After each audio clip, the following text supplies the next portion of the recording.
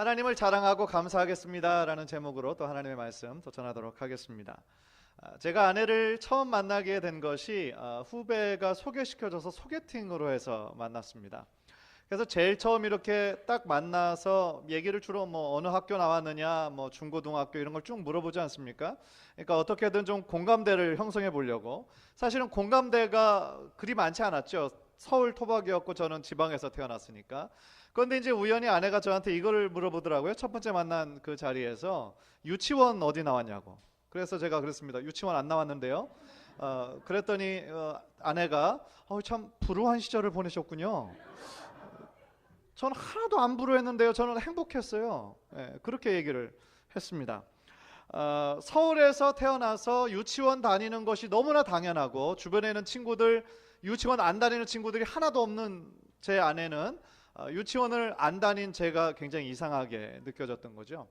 그런데 저는 제 주변에서 유치원 다니는 사람이 없었어요. 그리고 저의 두 형도 유치원을 다니지 않았어요.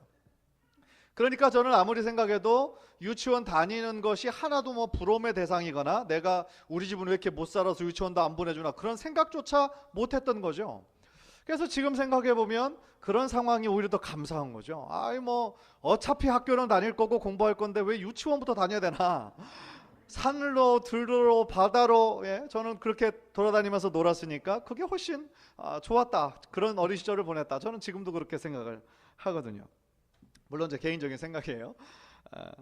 우리에게 지나간 과거를 돌이켜 보면은요, 어떤 사람은 생각하기 싫을 정도로 고통스러운 과거를 가지고 있는 사람이 있는 반면에요, 어떤 사람은 비슷한 과거와 역사를 지났어도 먹고 살기는 되게 힘들었는데 그래도 사람 사는 맛이 있었다 그때는. 그렇게 기억하시는 사람들도 있어요. 달리 말하면 어떤 사람들에게는 과거가 무조건 피하고 싶은 회피의 대상인데 어떤 사람들에게는 아주 좋은 추억의 회고의 대상인 거죠. 여기서 발견하는 재미있는 현상은 뭐냐면 동일한 과거를 가지고 있다고 해서 모든 사람에게 동일하게 기억되는 것은 아니다라는 거예요. 즉 동일한 과거를 경험했지만 어떤 사람에게는 너무나 슬프고 안 좋았고 생각만 해도 너무 싫은 거였지만 어떤 사람은 동일한 과거에서 굉장히 기쁘고 행복했던 것을 경험하더라는 것이죠. 그렇기 때문에 동일한 과거를 가진 사람들이라 할지라도 지금 동일한 모습으로 살아가는 사람들이 많지 않아요. 동일한 시대를 지났습니다. 그러나 동일한 모습으로 살아가고 있지 않아요. 왜냐하면 어떤 사람은 과거의 아픔과 실패 속에 매여 있는 사람이 있는 반면에 어떤 사람은 그것을 성공적으로 극복한 사람이 있기 때문인 것이죠. 그런 면에서 과거의 역사에 대한 각 사람의 해석이 얼마나 중요한지 몰라요.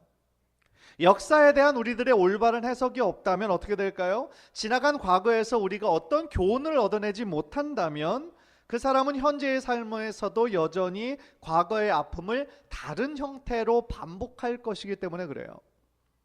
세계적으로 유명한 역사학자 E.H. 카, 에드워드 카라는 역사학자가 역사는 무엇인가라는 책에서 역사는 이렇게 정의했습니다. 과거와 현재의 끊임없는 대화다. 그게 역사다라고 얘기했습니다. 과거에 비추어 현재를 비추어 보고 현재에 비추어 과거를 재조명하는 것이죠. 저는 우리의 신앙도 마찬가지라고 생각합니다. 신앙은 나를 향한 하나님의 은혜와 사랑을 끊임없이 기억하는 것인데 어떤 사건 자체를 기억하다기보다는 나와 하나님과의 관계에 있어서 그 사건이 어떤 의미가 있었는가를 다시 한번 돌아보는 것입니다. 다시 말하면 우리에게 이미 일어났던 사건 자체를 바꿀 수 있는 힘은 없습니다. 우리들에게는. 그러나 그 사건을 바라보는 나의 해석에 따라 그 의미가 굉장히 달라질 수 있고요. 그 해석에 따라 나의 삶이 굉장히 크게 달라질 수 있기 때문입니다. 그런 면에서 과거에 있었던 일들을 통해 하나님께서 어떻게 역사하시고 어떻게 도우셨는지를 끊임없이 묵상하는 것은 너무나 중요하다고 생각합니다. 왜냐하면 과거에 나에게 역사하셨던 그 하나님이 지금도 동일하게 역사하실 것이고 또 장차 우리들의 인생 전체에도 동일하게 역사하실 것을 믿기 때문인 것입니다. 창세기를 보면 하나님은 스스로 자신을 아브라함의 하나님, 이삭의 하나님, 야곱의 하나님이라고 부르셨습니다. 왜 그러실까요? 하나님은 죽은 자의 하나님이 아니요 산 자의 하나님이시기 때문입니다. 할렐루야. 오늘은 추수감사절입니다. 하나님께서 우리에게 행하셨던 놀라운 일들을 기억하고 감사하는 날입니다. 그런 면에서 오늘 본문의 저자는 진정한 감사가 무엇인지 우리들에게 가르쳐주고 있다고 생각해요. 다시 말하면 하나님께 감사할 때에 그것이 우리 삶에서 어떻게 나타나는가, 어떻게 열매로 나타나는가에 대해서 말씀하고 있다는 것이죠. 첫 번째로 하나님을 감사한다. 하나님께 감사한다라는 것은 하나님을 자랑함으로 표현할 수 있습니다. 하나님을 자랑하는 거죠. 8절 초반부를 보시면 우리가 종일 하나님으로 자랑하였나이다.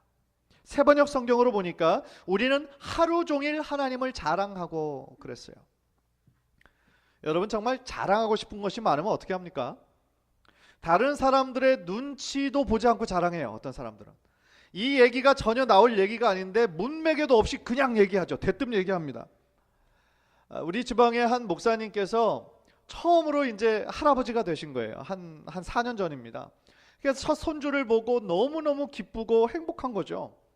그래서 정말 오랜만에 그 목사님을 만났습니다. 그래서 안부 인사를 이렇게 서로 나누고 딱 옆에 앉았는데 제가 물어보지도 않았는데 전화기를 딱 꺼내시더니 우리 손자 보여줄게요 하면서 막 보여주면서 너무 이쁘지 않아요? 너무 귀엽지 않아요?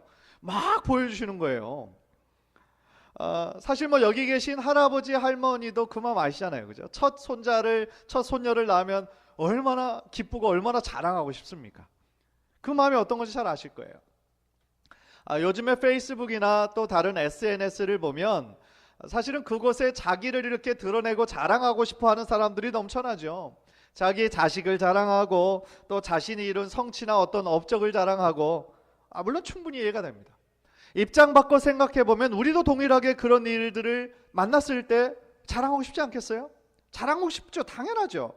자랑하고 싶다라는 것은 그만큼 소중한 것이고 나에게 그만큼 내가 사랑스러운 거예요. 사랑하는 거예요. 그래서 나만 알고 있기엔 너무 아까운 거죠. 그러니까 다른 사람들에게 좀 알리고 싶은 거예요. 그래서 어떤 사람은 뭐 정말 복싱 선수 돈 많이 버는 사람은 정말 말 그대로 캐시를 쌓아놓고 그것을 사진 찍어서 돈 자랑을 하기도 하더라고요. 또 어떤 사람은 명품차, 명품 사진을 찍어서 올리기도 하고 어떤 사람은 좋은 집을 자랑하기도 하고 어떤 사람은 자기 몸, 잘 가꾸어진 몸을 또 이렇게 찍어서 그것을 또 자랑하는 사람들도 있습니다. 그런데 오늘 본문의 저자인 고라자손은 다른 것을 자랑하는 것이 아니라 하나님을 자랑하고 있어요. 그것도 한두 번 자랑하는 것이 아닙니다. 1시간, 2시간을 자랑하는 것이 아니고 하루 종일 하나님을 자랑한다라는 거예요. 대단하지 않습니까? 여러분은 정말 하루 종일 하나님 자랑할 수 있습니까? 물론 하나님께서 주신 은혜가 커서 우리도 자랑하죠. 자랑할 수 있어요. 그러나 하루 종일 자랑할 수 있는 사람, 그것도 매일매일 하나님을 자랑할 수 있는 사람 얼마나 될까 궁금합니다. 그렇다면 이 고라자손은 하나님의 어떤 것을 정말 하루 종일 자랑했을까요?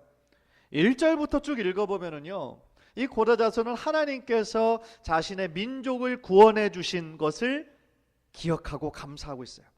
우리가 여호수아를 한번 쭉쭉 묵상을 하면서 살펴보지 않았습니까? 이스라엘 백성이 가나안 땅에 들어갔을 때 그 땅을 지키고 있는 가나안 족속들이 많이 있었잖아요. 그런데 하나님께서 가나안 족속들을 물리쳐 주시고 이스라엘 민족에게 승리를 주셔서 하나님께서 약속하셨던 가나안 땅을 끝내 정복할 수 있었죠. 그것을 쭉 기억하면서 하나님의 하신 일들을 자랑하는 거예요.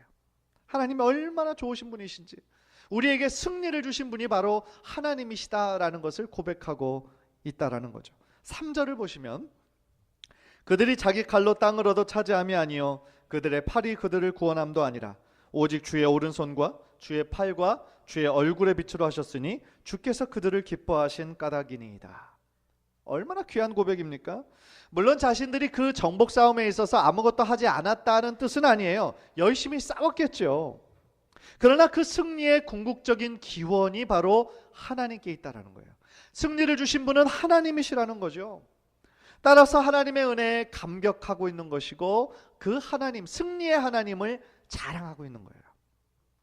그런데 성경을 보면은요, 하나님을 자랑한 사람이 오늘 본문의 고라자손뿐만 아니라 여러 사람이 있더라고요. 가장 대표적인 사람이 바로 다윗이었습니다.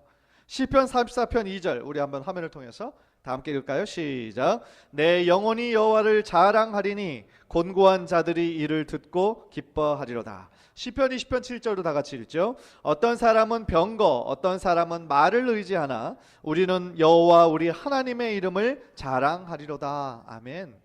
이사야도요 41장 16절을 보니까 너는 여호와로 말미암아 즐거워하겠고 이스라엘의 거룩한 이로 말미암아 자랑하리라 나와 있고요.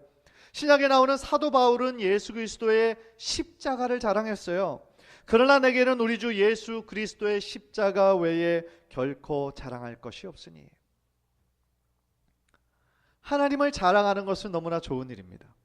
그러나 그 외에 세상적인 것들을 자랑하는 것은 하나님께서는 금지하셨어요. 그리고 예레미야를 통해 이렇게 명령하셨습니다. 예레미야 9장 23절 다 함께 읽죠. 시작. 여호와께서 이와 같이 말씀하시되 그 지혜로운 자는 그의 지혜를 자랑하지 말라. 용사는 그의 용맹을 자랑하지 말라. 부자는 그의 부함을 자랑하지 말라. 사랑하는 성도 여러분, 우리가 하나님 앞에서 우리가 가진 어떤 것들, 우리 눈에 보이는 것들 자랑할 거 아무것도 없다라는 거예요. 나의 지혜를 자랑할 것도 없고 나의 용맹을 자랑할 것도 없고 나의 부함도 자랑할 것이 없어요. 왜냐하면 눈에 보이는 것은 어떻게 돼요? 시간이 지나면 결국 없어져 버리는 허무한 것들이기 때문에 그래요. 따라서 우리는 오직 하나님만을 자랑해야 할 줄 믿습니다. 죄로 인해 죽을 수밖에 없었던 우리들을 구원해 주신 그 하나님의 은혜에 감사하고 죄의 자녀로 있었던 우리들을 하나님의 자녀 삼아 주신 것에 감사하고 매일매일 주님의 은혜와 돌보심으로 하루하루 살아갈 수 있음에 감사하게 될 때 이 모든 것이 결국은 하나님을 자랑하는 귀한 신앙으로 이어지게 될 줄 믿습니다. 간절히 바라기는 어제나 오늘이나 언제나 동일하게 우리를 붙잡고 계시는 하나님의 사랑과 은혜를 늘 자랑하는 저와 여러분 모두 되시기를 주님의 이름으로 간절히 축원합니다. 두 번째로 오늘 본문의 고라자손은 하나님의 이름을 영원히 감사하겠습니다 라고 고백하고 있어요. 영어로 보니까 We will praise your name forever. 그리고 미래형으로 그렇게 고백을 했습니다. 왜 현재형이 아니라 내가 지금 감사합니다가 아니라 왜 감사하겠습니다 라고 했을까요? 저는 이 미래형의 표현에서 이 저자의 어떤 강한 의지와 확신을 발견하게 됩니다. 즉 자신의 민족의 과거를 쭉 살펴보면서 하나님께서 지금까지 나와 우리 민족을 어떻게 도우시고 살피셨는지를 확실한 저자는, 확신 가운데 있는 저자는 앞으로도, 그리고 지금도 앞으로도 하나님께서 우리를 지키시고 보호하실 것이라는 그의 확신이 있었던 것이죠. 사실 저자가 지금 처해 있는 상황은 굉장히 어려운 상황이었어요. 다시 말하면 하나님을 쉽게 자랑하고 쉽게 감사할 수 없는 굉장한 고난과 어려움의 한가운데에 이 지금 고라자손이 있었던 것이죠. 그래서 그 증거가 9절부터 쭉 읽어보면 나오는데요. 마치 욥이 당한 고난처럼 자신의 민족이 다른 민족에게 침략을 당하고 조롱을 당하고 능욕을 당하고 핍박을 당하고 있음을 지금 항변하고 있어요. 그래서 22절 23절을 보면은요, 우리가 종일 주를 위하여 죽임을 당하게 되며 도살할 양같이 여김을 받았나이다. 주여 깨소서. 어찌하여 주무시나이까. 일어나시고 우리를 영원히 버리지 마소서. 그렇게 고백하고 있어요. 아마 누군가의 적들의 침략을 받고 있는 때인지 어떤 때인지 정확히는 모르겠지만 지금 굉장한 고난의 한가운데에 지금 고라자손은 있는 거예요. 지금 하나님의 절대적인 도움을 필요로 하는 그런 상황 가운데 있었다라는 것이죠. 보통 사람이 아마 이런 비슷한 상황이 있었다라고 한다면 하나님을 자랑하고 하나님을 찬양할 수 있었을까요? 아마 상당히 어려웠을 거예요. 우리 대부분의 반응은 어떻습니까? 하나님께서 어떤 힘든 일, 고난을 우리들에게 주시면 우리들의 반응은 어때요? 왜 하나님 하필 납니까? 왜 하필 우리 가족입니까? 나 지금 교회 잘 다니고 있는데 왜 이런 어려운 일을 갑자기 주십니까? 그렇게 우리 불평하잖아요. 원망하잖아요. 그러나 이런 위기의 상황에서 이 고라자손이 보여줬던 것처럼 신앙의 사람, 믿음의 사람은 무엇이 달라도 달라야 한다라는 것이죠. 왜냐하면 어떤 어려움과 고난이 왔다는 사실 자체는 바꿀 수 없죠. 그러나 그 어려움에 반응하는 나의 생각과 태도는 나의 선택에 따라 달라질 수 있는 거죠. 따라서 우리는 어떤 상황 속에서도 나를 향한 하나님의 선하신 뜻을 발견하도록 노력해야 될 줄 믿습니다. 그 어려움과 고난 속에 담긴 하나님의 깊은 보화 같은 그 의미를 우리는 깨닫도록 노력해야 된다라는 거예요. 그래서 그 고난의 한가운데서 고라자손은 하나님의 구원의 은혜를 기억하고 찬양하고 감사한 것입니다. 그리고 비록 지금은 고난 한가운데 있지만 과거에 자신과 함께 하셨던 그 하나님께서 하나님의 놀라운 은혜로 자신을 건져내실 것이고 자신의 민족을 또 한 번 구원하실 것임을 이 저자는 믿음으로 고백하고 찬양하고 있는 것이죠. 저는 그런 면에서 감사는 훈련이라고 생각합니다. 감사하는 것은 저절로 되지 않아요. 감사하는 것은 훈련입니다. 왜 그렇습니까? 고라자손이 평상시에도 이 하나님의 은혜에 감사하고 찬양하는 것이 그에게 습관이 되었고 훈련이 되었기 때문에 이런 고난의 상황에서도 그가 감사하고 하나님을 자랑할 수 있었던 것이지, 그냥 보통 사람들이었다면, 어떤 일이 좋은 일이 생길 때만 감사한 사람이었다면 어떻게 이런 감사할 수 없는 상황일 때에도 불구하고 하나님께 감사할 수 있겠느냐는 것이죠. 어떤 유대인 여성이 있었는데요, 특별히 많이 배운 사람도 아니고 어떤 육아법에 대해서 잘 아는 사람도 아니었다고 합니다. 그런데 이 주이시 한 여성이 자신의 모든 자녀들을 너무나 훌륭하게 잘 키웠다라는 거예요. 그래서 주변의 사람들이 너무나 궁금해서 자녀들을 어떻게 그렇게 훌륭하게 키웠습니까? 라고 물어봤대요. 그랬더니 주이시 여성이 세 가지를 얘기했다라고 그래요. 첫 번째는 모든 일에 감사하며 살도록 자녀들에게 가르쳤다라는 거예요. Thank you for everything. 자녀들에게 모든 것에 감사해라, 그렇게 가르쳤다는 거예요. 불평, 불만은 입에 내지도 못하게 했대요. 두 번째, 그 사람이 얘기하는 룰이 있어요. 주변에 원망하고 불평하는 사람들과 놀지 말라고 그랬대요. Do not hang around with grumbling, complaining people. 주변에. 왜냐하면 주변에 늘 불평하고 늘 막 이렇게 불만하는 사람들과 어울리다 보면 너도 똑같은 사람으로, 그 사람도 똑같은 불평, 불만, 원망의 사람으로 바뀌니까 그렇게 했다라는 거예요. 그래서 세 번째는 늘 감사하며 사는 사람들과 친하게 지내라. Always be close to people who live with thanksgiving. 언제나 긍정적이고 감사할 줄 아는 그런 사람들과 어울리라고 했다라는 거죠. 그래서 그 여성이 내리는 결론이 행복하게 살려면 감사를 연습하고 훈련해야 된다는 거예요. 감사하는 것도 일종의 습관이라는 거죠. 따라서 감사하는 훈련이 되어 있는 사람은 끝내 행복한 삶을 살더라는 거죠. 저도 그 말에 전적으로 동의를 했습니다. 늘 감사하는 것이요, 어떤 어려웠던 상황 자체를 바꾸지는 못해요. 그렇죠? 그러나 늘 감사한다고 해서 또 어떻게 돼요? 그 사람에게 안 좋은 일이 안 찾아오는 것은 아니에요. 그렇지 않습니까? 아무리 신앙 좋아도요, 저도요, 감사하는 삶을 살지만 안 좋은 일 찾아오거든요. 그러나 어떤 상황 속에서도 감사하는 삶을 사는 사람에게는요, 이미 그 어떤 고난과 어려운 일의 돌파구를 이미 찾은 사람이에요. 그 사람은 그 고난을 잘 극복할 수 있는 힘이 생긴 거죠. 그 상황 가운데도 감사함으로 말미암아 돌파구가 열리는 거예요. 그게 정말 신앙의 힘 아니겠습니까? 그런데 감사하는 것이 습관이 되려면 처음부터 잘 되지는 않아요. 그래서 우리 자녀들에게 부지런히 감사하는 습관을 잘 가르쳐야 됩니다. 즉 감사의 눈을 가질 수 있도록 가르쳐야 된다는 거예요. 저희 가정 일주일에 한 번씩 가정예배 드린다는 거 제가 여러 번 말씀드렸어요. 그래서 지난 금요일에도 가정예배를 드렸는데요. 그래서 말씀 한 구절을 꼭 암송하고 다 같이 기도하기 전에, 아까 티모티 전사님도 그 설교 중에 나왔던 것처럼 What are you thankful for? When you look back your last week, 지난주를 한번 뒤돌아보면서 어떤 게 가장 감사했느냐, 꼭 그거를 제가 물어요. 그러면 아이들이 대답하는 것에 따라 아이들의 어떤 수준, 어떤 신앙의 수준, 그런 게 이제 그대로 드러나죠. 그래서 재밌어요. 그래서 우리 막내 같은 경우는 자기에게 어떤 일이, 특별한 일이 있었을 때 감사해요. 그래서 오늘 너무 맛있는 거 먹었다, 뭐 오늘 운동했는데 내가 슛 넣었는데 그게 골인 됐다. 뭐 이런 거. 그래서 그게 너무 감사했다라는 거죠. 막 익사이팅하게 얘기해요. 그런데 둘째하고 우리 큰 아이는 조금 물론 학교에서 일어났던 일들이 감사의 제목이에요. 다 물론 지금 학생이 직업이니까. 그런데 우리 막내하고는 조금 다른 거를 조금 대답을 해요.